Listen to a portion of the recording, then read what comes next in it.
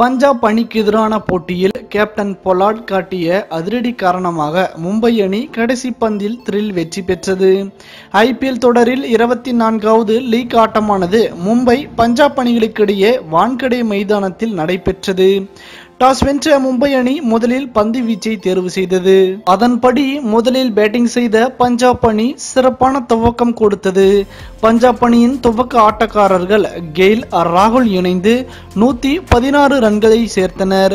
நிர்ணயிக்கப்பட்ட 20 ஓவர் முடிவில் அணியினர் 4 விக்கெட்டுகளை இழந்து 197 ரன்களை குவித்திருந்தனர். அணி சார்பில் லோகேஷ் ராகுல் 100 ரன்களும் கெயில் 63 ரன்களும் குவித்திருந்தனர். மும்பை அணி சார்பில் ஹர்திக் பாண்டியா 2 விக்கெட்டுகளையும் பெஹன்டாஃப், ஜஸ்பிரீத் பும்ரா தலா 1 விக்கெட்டையும் கைப்பற்றினர். இதைத் தொடர்ந்து களமிறங்கிய மும்பை அணியின் ஷித்தி ஸ்லேட் 15 ரன்களிலும், டிகாக் 24 ரன்களிலும், சூரியகுமார் யாதவ் 21 ரன்களும் ஆகியோர் சீரான இடைவெளியில் விக்கெட்டுகளை பறிகொடுக்க மும்பை அணியும் திணற ஆரம்பித்தது. அந்த சமயத்தில் களமிறங்கிய அணியின் கேப்டன் பொலார்ட் அதிரடியாக விளையாடி 31 பந்துகளில் 83 ரன்களை குவித்து கடைசி ஓவரில் அவுட் ஆனார். பரபரப்பான சூழ்நிலையில் கடைசி ஒரு பந்தில் 2 ரன்கள் தேவைப்பட்டது.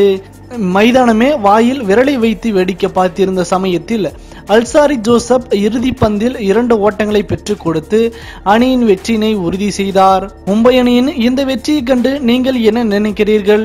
உங்களின் கருத்துக்களை மறவாமல் கமெண்ட் பாக்ஸில் பதிவிடுங்கள். மேலும் இது போன்ற சுவாரஸ்யமான செய்திகளை உடனுக்குடன் தெரிந்து கொள்ள தமிழ் சேரை சேனலை சப்ஸ்கிரைப் பண்ணுங்க. மறக்காம பெல் ஐக்கானை கிளிக் பண்ணுங்க.